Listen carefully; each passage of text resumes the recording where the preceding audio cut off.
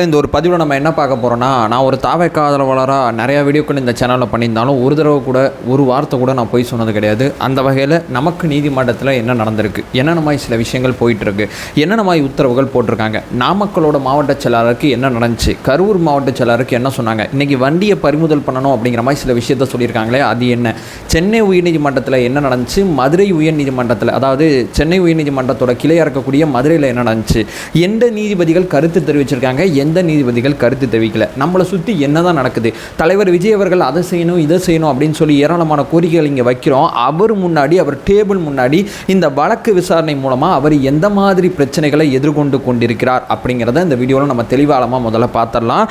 நான் மறுபடியும் சொல்கிறேன், பாசிட்டிவாக என்கிட்ட சொல்கிறதுக்கு ஒரு நியூஸும் கிடையாது. கிட்டத்தட்ட இந்த 7வது ஒரு செய்தி நான் அவங்கள்ட்ட சொல்ல போகிறேன். அந்த செய்தியெல்லாம் என்ன சொல்கிறதுனே தெரில. அந்த மாதிரி சில விஷயங்கள்லாம் நீதிமன்றத்தில் நடந்திருக்கு. நமக்கு விமர்சிக்கிற உரிமை கிடையாது, நம்மளால் இந்த விஷயத்தை புரிஞ்சுக்கிற உரிமை மட்டும்தான் இருக்குது. இதற்கு எதிராக நம்ம மேல்முறையீடு போகிறதை தாண்டி நமக்கு வேறு எந்த ஆப்ஷனும் கிடையாது. இப்போதைக்கு நீதிமன்றம் இந்த உத்தரவுகளை பிறப்பிச்சிருக்கு. எல்லாத்த பற்றியும் தெளிவாளமாக இந்த ஒரு பதிவில் பார்த்துடலாம். இந்த ஒரு வீடியோ பல செய்திகள் உங்களுக்கு அங்கங்கே வரும். அந்த செய்திகள் அத்தனை என்ன தாவேக்காக்கு எதிரான செய்தி வந்தால் நான் பார்க்க மாட்டேன், அப்படி இருக்காதீங்க. என்ன நடக்குது அப்படிங்கிற அந்த அரசியல் புரிதலை, அந்த நீதிமன்ற உத்தரவு புரிதலை இந்த வீடியோ நான் கடத்தணும்னு நினைக்கிறேன். ஒன் பை ஒன்னா தெளிவாளமா பார்க்கலாம். வணக்கம், வாங்க பதிவுக்குள்ள போகலாம்.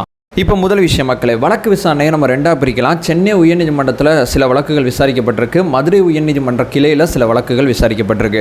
இந்த சென்னை உயர்நீதிமன்றத்தில் செந்தில்குமார் அப்படிங்கிற நீதிபதி சில கருத்துக்களை தெரிவித்துவிட்டு இந்த வழக்கை விசாரிச்சிருக்காரு. மதுரை உயர்நீதிமன்றம் நான் இதை அரசியல் மேடையாக்க விரும்பலை, எதுக்கு வந்தியோ அது இருக்கு இல்லை ரெண்டில் ஏதோ ஒரு பதிலை சொல்லிட்டு நான் அனுப்பிச்சிட்றேன் அப்படின்னு சொல்லி மதுரை அமர்வு பார்த்தீங்கன்னா கருத்துக்களை எதையும் பதிவு செய்யாமல் தீர்ப்புகளை மட்டும் கொடுத்துருக்கு. சரி, சென்னையில் என்ன நடந்துச்சு அப்படிங்கிறத நம்ம சுருக்கமாக பார்த்துடலாம். அந்த நம்மளோட அண்ணனோட வண்டி இருக்குது பார்த்தீங்களா, தலைவர் விஜய் அவர்களோட வண்டி பக்கத்தில் சில பேர் வந்த ஒரு வீடியோக்கள்லாம் வந்துச்சு பார்த்தீங்களா, கீழே விழுந்தாங்க அப்படிங்கிற ஃபுட்டேஜ்லாம் நீங்கள் பார்த்துருப்பீங்கல்ல. இந்த ஃபுட்டேஜ் இந்த வழக்கில் மேஜராக ரோல் பண்ணியிருக்கு. சென்னை உயர்நீதிமன்றத்தில் எதுக்காண்டி ஒருத்தர் வழக்கு போட்டிருக்காருன்னா, ரோடு ஷோலாம் நடத்தக்கூடாது அப்படின்னு சொல்லி ஒரு வழக்கு போட்டிருக்காரு. அந்த வழக்கு விசாரணையில் அந்த வண்டி பக்கத்தில் ஒருத்தர் விழுகிற ஃபுட்டேஜை நீதிமன்றத்தில் காமிச்சிருக்காங்க. என்ன மாதிரி நிகழ்ச்சி இது, எப்படி நடத்திருக்கீங்க, எதை பற்றியும் முறையாக ஏற்பாடு பண்ணாமல் இருக்கீங்க, இந்த விஷயத்துக்கு நான் முதல்ல இரங்கல் தெரிவிச்சுட்டு இந்த வழக்கு விசாரணை ஆரம்பிக்கிறேன். இது விஜய் அவர்களுக்கு தலைமை பண்பு இல்லை, அது இல்லை, அது இது இல்லை, அது இல்லைன்னு சொல்லி பல்வேறு விதமான கருத்துக்களை அவர் சொல்லிவிட்டு அவர் நீதிமன்ற தீர்ப்பு அவர் என்ன சொல்லியிருக்காருன்னா, இந்த வழக்கு விசாரணை கரூர் இனிமேல் போலீஸ் விசாரிக்க வேணாம், நான் ஒரு சிறப்பு புலனாய்வு குழு அமைக்கிறேன், அந்த குழு இந்த வழக்கை விசாரிக்கட்டும். அந்த குழுவில் பார்த்தீங்கன்னா அவரோட பேர் அஷ்ரா கார்க் அப்படிங்கிற ஒருத்தர், ஒரு ஐஜி, வடக்கு ஐஜி ஒருத்தர் இருக்காரு. அவரோட தலைமையில் ஒரு சிறப்பு புலனாய்வு குழு அமைச்சிருக்காங்க. கரூர் போலீஸ் இனிமேல் இந்த வழக்கை விசாரிக்காது, இவரோட தலைமையில் தான் இந்த வழக்கு நேத்திலேருந்து இப்போ வரைக்கும் விசாரணைக்கு வந்துகிட்டு இருக்கு. இதில் பார்த்தீங்கன்னா நீதிபதி என்ன சொல்கிறாருன்னா, அந்த பையன் வண்டி போகுது, வண்டி பக்கத்தில் பைக்லேருந்து 2 பேர் கீழே விழுவுறான், இதுக்கு ஏன் தனியாக வழக்கு பதிவு செய்யலை, காவல்துறை என்ன ஒருதலை பட்சமாக நடந்துக்குதா, ஏன் விஜய் அவர்கள் மேலே வழக்கு பதிவு செய்யப்படல, ஏன் அந்த வாகனத்தை இன்னும் பறிமுதல் பண்ணலை, இந்த கரூர் சம்மந்தப்பட்ட இன்சிடெண்ட்டை இந்த ஐஜி தலைமையில் இருக்கக்கூடிய குழு விசாரிக்கட்டும், அதில் இந்த வாகனம் பக்கத்தில் விழுந்ததுக்கு தனியாக வழக்கு பதிவு செய்யணும், ஏன் இப்படி அலட்சியமாக நடந்துக்கிறீங்க அப்படின்னு சொல்லி அந்த வாகனம் பக்கத்தில் போகாதீங்க, எதுவும் செய்யாதீங்க, அவரை பார்க்குற ஆர்வத்தில் போய் எதுவும் செஞ்சு தொலையாதீங்கன்னு சொல்லி எவ்வளவோ வீடியோக்களில் எவ்வளவோ கத்திருப்போம். அது அத்தனையுமே நீதிமன்றத்தில் வாத பிரதிவாதங்களை எடுத்து போயிட்டு சிறப்பு புலனாய்வு குழு விசாரணைக்கு பார்த்தீங்கன்னா உத்தரவிட்டிருக்காங்க நீதிபதி. இதில் தான் நீதிபதி செந்தில்குமார் அவர்கள் சில கருத்துக்கள் தெரிவிச்சிருக்காரு.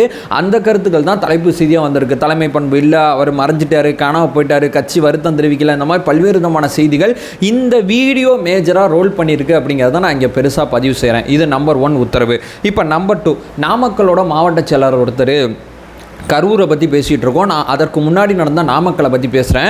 நாமக்கல்லில் அங்கே மருத்துவமனையில் ஏதோ அடித்து நொறுக்கப்பட்ட சில புகைப்படங்கள்லாம் நீதிமன்றத்தில் சப்மிட் பண்ணிட்டு இந்த நாமக்கலோட மாவட்ட செயலர் மேலே வழக்கு பதிவு செஞ்சுருக்கோம். இவர் தலைமறைவாக இருக்கார், இவருக்கு முன்ஜாமீன் கொடுக்காதீங்க அப்படின்னு சொல்லி சில வாதங்களை நீதிமன்றத்தில், சென்னை உயர்நீதிமன்றத்தில் வச்சுருக்காங்க. நீதிமன்றம் அது எல்லாத்தையும் பார்த்துட்டு உங்களுக்கு இந்த மாதிரி விஷயத்தை நடத்த தான் அனுமதி கொடுத்துருக்கோம், இதெல்லாம் அடித்து உடைக்கிறது, இது எப்படி இது நடந்துச்சு, இதுக்கெல்லாம் முன்ஜாமீன்லாம் கொடுக்க முடியாதுன்னு சொல்லி நாமக்கல் மாவட்ட செயலாளரும் விரைவில் கைதாகிறதுக்கு வாய்ப்பு இருக்குது அப்படிங்கிறது நீதிமன்ற உத்தரவை பார்க்கும்போது நமக்கு 2வதா புரியுது. 3வது பிரதானமான விஷயம், ஆதவ் அர்ஜுனா அவர்கள், இதுவும் சென்னை உயர்நீதிமன்றத்தில் நடக்குது. ஆதவ் அர்ஜுனா அவர்கள் ஒரு ட்வீட் போட்டு டெலீட் பண்ணார் பார்த்தீங்களா, அந்த ட்வீட்டை பற்றி நீதிபதி ஒரு கருத்து தெரிவித்தார். இந்த மாதிரி உயர்ந்த பதிவில் ஒரு கட்சியில் ஒரு மிக முக்கியமான முகமாக இருந்து கொண்டு இந்த மாதிரி பதிவுகள் போடுறாமா, இதெல்லாம் வன்முறையை தூண்டுற வகையில் இல்லையா, இந்த பதிவில் அவர் டெலீட் பண்ணாலும் அவர் மேலே சட்ட ரீதியான நடவடிக்கை எடுக்கணும், ஏன்னா அந்த பதிவு மிக வேகமாக பரவிடுச்சு, ஸோ இந்த மாதிரி பதிவெல்லாம் பார்த்துட்டு நீதிமன்றம் சும்மா இருக்காது. ஆதவ் அர்ஜுனா அவர்கள் மேலே வழக்கு பதிவு செய்யப்பட்டிருக்கு, சட்ட ரீதியாக அவர் மேலே ஏதாவது நடவடிக்கை எடுக்கணும் அப்படின்னு சொல்லி ஆதவ் அர்ஜுனா அவர்கள் விஷயத்தில் ஒரு 3ஆவதாக ஒரு உத்தரவு கொடுத்துருக்காங்க. இப்போ 4வது மிக முக்கியமான விஷயம், இப்போ நம்ம மதுரை ஹைகோர்ட்டுக்கு வரலாம். மதுரை ஹைகோர்ட் பார்த்தீங்கன்னா இந்த சிபிஐ விசாரணை கேட்டு சில பேர் நீதிமன்றம் போனாங்க. நம்ம வழக்கு நம்ம பின்னாடி வருவோம். நம்ம இல்லாமல் 7 பொதுநலம் வழக்கு நேற்று நீதிமன்றத்தில் விசாரிக்கப்பட்டிருக்கு. சிபிஐ விசாரணை கேட்டு 3 பேர் போயிருக்காங்க. அதை தாண்டி வேறு சில காரணங்களை வச்சு எனக்கு இழப்பீடு பத்தலை, இந்த மாதிரி வந்து பொதுவான இடத்துல நடத்தக்கூடாது, வழிகாட்டு நெறிமுறைகள் பண்ணணும், அதை பண்ணணும், இதை பண்ணணும்னு சொல்லி ஒரு 7 விதமான மனுக்கள் நீதிமன்றத்தால் தாக்கல் செய்யப்பட்டிருக்கு. நீதிமன்றம் சிபிஐ விசாரணை அப்படிங்கிறதுக்கெல்லாம் இப்போ உத்தரவிட முடியாது. சிபிஐ காண்டி போக வேண்டிய முகாந்திரம்லாம் இல்லை. இப்போ தான் வழக்கு விசாரணை காவல்துறை விசாரிச்சுக்கிட்டு இருக்கு. இப்போ நீதிமன்றம் சிறப்பு புலனாய்வு குழு போட்டிருக்கு. ஸோ சிபிஐக்கெலாம் கொடுக்க முடியாது. அதாவது சிபிஐ விசாரணை கேட்டதில் நீங்கள் பாதிக்கப்பட்டவரெலாம் கிடையாது, பொதுநல வழக்கு தானே, நீங்கள் பாதிக்கப்பட்டதெல்லாம் கிடையாது, நீங்கள் ஏன் தேவையில்லாமல் சிபிஐ விசாரணைலாம் கேட்டுக்கிட்டு இருக்கீங்க அப்படின்னு சொல்லி அந்த மனுவை தள்ளுபடி பண்ணி விட்டாங்க. ஸோ சிபிஐ விசாரணை பொதுநல வழக்கு மூலமாக நம்ம முயற்சி பண்ணாலும் அந்த முயற்சி இங்கே ஃபெயிலியர் ஆகிருக்கு அப்படிங்கிறத நான் இங்கே பதிவு செய்கிறேன். அடுத்து மிக முக்கியமாக கரூரோட மாவட்ட செயலர் ஒருத்தர் மதியழகன் அப்படிங்கிற ஒருத்தரை கைது பண்ணாங்கல்ல, அவரோட முன்ஜாமீன் மனுவை தள்ளுபடி பண்ணிட்டாங்க. அவருக்கெல்லாம் முன்ஜாமீன் கொடுக்க முடியாது, அவர் தான் முதல் குற்றவாளி. அதுக்கப்புறம் தான் 2வது குற்றவாளியாக பொதுச் செயலாளர் புஷி ஆனந்த், அதுக்கப்புறம் சிடிஆர் அவர்கள் வந்து 3வது குற்றவாளியாக சேர்த்திருக்காங்க. ஸோ முதல் குற்றவாளியாக இருக்கக்கூடிய அவருக்கு வந்து நாங்கள் வந்து முன்ஜாமீன்லாம் தர முடியாது அப்படின்னு சொல்லி முன்ஜாமீன் மனுவை கேன்சல் பண்ணிட்டாங்க. அடுத்து பொதுச் செயலாளர் ஆனந்த் அவர்கள், அது மட்டும் இல்லாமல் சிடிஆர் அவர்கள், இவங்க 2 பேர் சம்பந்தப்பட்ட முன்ஜாமீன் மனு நேற்று மதுரை ஹைகோர்ட்டில் விசாரணைக்கு வந்திருக்கு. அதை பார்த்த நீதிபதிகள் என்ன சொன்னாங்கன்னா, நீங்கள் தான் நிகழ்ச்சி ஏற்பாட்டாளர், நீங்கள் தான் எல்லாத்தையும் நீங்கள் வந்து இது பண்ணணும் சார்.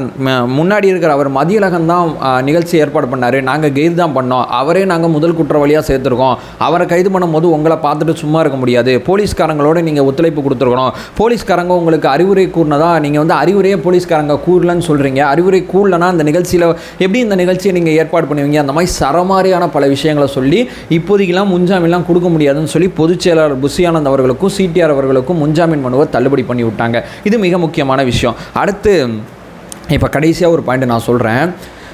நம்மளோட மனு என்னாச்சு, நம்ம 3 விஷயத்தை கேட்டு நீதிமன்றம் போயிருந்தோம். ஒன்று கரூர் போகிறதுக்கு, இன்னொன்று சிபிஐ விசாரணை கேட்டு, இன்னொன்று இந்த சிசிடிவி ஃபுட்டேஜெல்லாம் பாதுகாக்கணும் அப்படின்னு சொல்லி 3 விதமான விஷயத்தை நோக்கி நீதிமன்றம், அதாவது நீதிபதி வீட்டுக்கு போயிட்டு அடுத்த நாள் இயரிங்க்கு வரணும்னு சொல்லி இன்றைக்கி இவ்வளோ வழக்குகள் விசாரணைக்கு வந்திருக்கு. நம்மளோட வழக்கு நம்பரே பண்ணப்படல, அதாவது விசாரணை அந்த விஷயத்தில் நம்பரே பண்ணப்படல. நம்மளோட மனு தாக்கல் செய்யப்பட்டதாகவே எனக்கு தெரியல. சத்தியமாக நான் ஓப்பனாக பேசணும்னு நினைக்கிறேன்.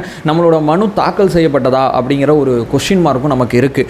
ஏன்னா நம்ம மனு பின்னாடி விசாரணைக்கு வரும்னா, இவ்வளோ வழக்குகள் விசாரணைக்கு வரும்போது நம்ம மனு பொதுநல மனுவெல்லாம் முக்கியத்துவம் கொடுத்து விசாரிச்சிருக்காங்க. அப்போ நம்மளோட மனு மட்டும் ஏன் விசாரிக்காமல் இருக்காங்க? இந்த மதுரை ஹைகோர்ட்டில் மட்டும் கிட்டத்தட்ட 20 பொதுநல மனுக்கள் விசாரிச்சிருக்காங்க. 2 நீதிபதிகள் தனித்தனியாக கிட்டத்தட்ட 140 வழக்கு விசாரிச்சிருக்காங்க. இவ்வளோ வழக்குகள் சிறப்பு அமர்வில், ஏன்னா நீதிமன்ற விடுமுறையில் இருக்குது, சிறப்பு அமர்வில் இவ்வளோ வழக்கில் விசாரிக்கும் போது நம்மளோட வழக்கு மட்டும் ஏன் இங்கே விசாரிக்கப்படல, ஏன் நம்பர் பண்ணப்படல, நம்ம முதல்ல அந்த மனுவை தாக்கல் பண்ணமா அப்படிங்கிற மிக முக்கியமான கேள்வி நம்ம முன்னாடி இருக்குது.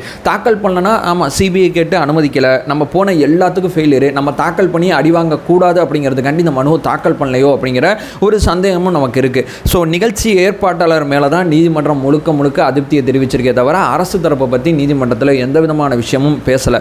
ஸோ இளங்கோ அப்படிங்கிற மிக முக்கியமான திமுகவோட மிக முக்கியமான ஒருத்தர்லாம் அந்த வழக்கில் வச்சு விசாரணைக்கு வந்து ஆஜராகி வாதாடி இருக்காரு. ஸோ எவ்வளவு மிக முக்கியமாக திமுக அந்த வழக்கை கையாண்டிருக்கு அப்படிங்கிறது, இந்த வழக்கோட விசாரணை, இந்த வழக்கில் ஆஜரானவங்க, இந்த வழக்கை வந்து அடுத்த கட்டம் எடுத்து போகிறதுக்கு அவங்க வச்ச ஆதாரங்கள், தரவுகள் அத்தனையும் பார்க்கும்போது மிக நேர்த்தியாக இருக்குது. ஏன்னா அவங்க இதற்கு முன்னாடியே செய்தியாளர் சந்திப்பெல்லாம் சந்தித்து அந்த டேட்டாவெல்லாம் நீதிமன்றத்தில் பயன்படுத்தி சிபிஐக்கு போகக்கூடாது அப்படிங்கிற விஷயத்தையும் தடுத்துட்டாங்க. 2வது மிக முக்கியமாக நம்ம தலைவர் விஜய் அவர்களுக்கு நீதிமன்றம் மூலமாக நம்ம வந்து வழக்கு பதிவு செஞ்சால் நாங்கள் போடலங்க வழக்கு, நீதிமன்றம் சொன்னதுனால போட்டோம் அப்படிங்கிற ஒரு விஷயத்தை பொதுமக்கள்கிட்ட கொண்டு போய் சேர்க்கலாம் அப்படிங்கிற சில விஷயங்கள் இருக்குது. உளவுத்துறை சில சார்ந்த கேள்வியெல்லாம் இதை கேட்டுக்கிட்டு இருக்காங்க. தலைவர் விஜய் அவர்களும் இந்த வழக்கில் கூடிய சீக்கிரம் சேர்க்கப்படுவாங்க அப்படிங்கிற நான் உண்மையை தான் பேசிகிட்டு இருக்கேன். ஏன் சொல்கிறேன்னா, நான் எதை சொல்லி உங்களை ஏமாற்ற விரும்பல, உள்ளது உள்ளபடி சொல்லிடுறேன். அப்புறம் அங்கே ஒரு நியூஸ் இங்கே ஒரு நியூஸ் பார்க்கும்போது உங்களுக்கு உள்ளபடியே ரொம்ப வருத்தமாக இருக்கும். அதான் உடச்சி உண்மையை பேசுகிறேன். நீதிமன்றத்தில் நான் சொன்ன 7 இடத்துலையுமே ஒரு பாசிட்டிவான செய்தி கூட நமக்கு வரல. முழுக்க நெகட்டிவிட்டியான செய்தி மட்டும்தான் நம்ம நீதிமன்றத்தில் பார்த்துருக்கோம். நீதிமன்றத்தில் சென்னை உயர்நீதிமன்ற நீதிபதி கருத்துக்கள் மிகப்பெரிய லெவலில் திமுக ஐடிவின் காரணமாக பெருசாக கொண்டு போய் சேர்க்கப்பட்டு இருக்கு. ஸோ நீதிபதியோட கருத்துக்கள் தீர்ப்பில் இருக்காது. ஒரு வழக்கை நீதிபதி விசாரிக்க போகிறாருன்னா அவர் கருத்து சொல்கிறதுக்கு 100% உரிமை இருக்குது. அவர் கருத்து சொல்லக்கூடாதுலாம் நம்ம சொல்ல முடியாது. ஆனால் மதுரை நீதிமன்ற அமர்வு இதில் அரசியல்லாம் பண்ண விரும்பலை, நாங்கள் பார்த்துட்டு கடந்து போகிறோம், அரசியல் மேடையாக அதை ஆக்க விரும்பலை அப்படின்னு சொன்னாங்க. ஆனால் சென்னை உயர்நீதிமன்ற நீதிபதி கருத்து தெரிவித்தார். ஸோ நம்மளோட வண்டியை பறிமுதல் பண்ணிடுவாங்க. ஸோ அண்ணன் பக்கத்தில் விழுந்ததுக்கு, அண்ணனுக்கு அந்த வண்டி பக்கத்தில் விழுந்ததுக்கு செப்பரேட்டாக அவர் மேலே ஒரு வழக்கு பதிவு செஞ்சுருவாங்க. ஸோ இப்போ சிறப்பு புலனாய்வு குழு இந்த வழக்கை விசாரிக்குது. இப்போ முதல் குற்றவாளியாக இருக்கக்கூடிய மதியழகன், 2வது குற்றவாளியாக இருக்கக்கூடிய பொதுச்செயலாளர், 3வது குற்றவாளியாக இருக்கக்கூடிய சிடிஆர் அண்ணன், 4வது நம்ம விஜய் அவர்களை இந்த வழக்கில் சேர்க்கறதுக்கும் வாய்ப்பு இருக்குது. அதற்கான வேலைகளும் ஒரு பக்கம் போயிட்டுருக்கு. ஸோ நம்மளோட மனு விசாரணைக்கே வரல. இதுதான் நான் இங்கே சொல்ல விரும்புகிறேன். என்ன சொல்கிறதுன்னு தெரில. பொறுமையாக இருப்போம். இவ்வளோ விஷயங்களை அவங்க பார்க்க வேண்டியது இருக்குது. ஆதவஜனால் ஆரம்பித்து, நம்மளுடைய பொதுச்செயலாளர் ஆரம்பித்து, சிடிஆர்என் ஆரம்பித்து, மாவட்ட செயலாளர் ஆரம்பித்து, இத்தனை பேருமே நம்ம வந்து பாதுகாக்க வேண்டிய சுச்சுவேஷனில் இருக்கோம். நடுவில் நமக்கு ஆதரவாக பேசினவங்க, சோஷியல் மீடியாவில் பேசினவங்க மேலேயும் சில வழக்குகள் இருக்குது. அதையும் நம்ம ஹேண்டில் பண்ண வேண்டிய சுச்சுவேஷனில் இருக்கோம். ரொம்ப கடினமான சுச்சுவேஷனில் நம்ம கட்சி இருக்குது. எப்படி மீண்டு வரப்போகுது அப்படிங்கிறது எனக்கு தெரியல. ஆனால் நிச்சயமாக என் தலைமை மேலே எனக்கு நம்பிக்கை இருக்குது. மீண்டு வந்துடுவார் அப்படிங்கிற ஒரு விஷயத்தை சொல்லிவிட்டு இந்த வீடியோ நான் என் பண்ணிக்கிறேன். நம்ம சேனலை ஃபர்தராக ஃபாலோ பண்ணிங்கன்னா பொலிட்டிக்கல் சார்ந்து மிக முக்கியமாக பல்வேறு விதமான விஷயத்தை நம்ம பேசிகிட்டு இருக்கோம். டிவிகே சார்பாக ஏராளமான விஷயத்தை பேசிகிட்டு இருக்கோம். நம்மளோட ஒரே நோக்கம் அறியாமை அகற்ற வேண்டும், அறியாமை அகற்றப்பட வேண்டும். Thank you so much.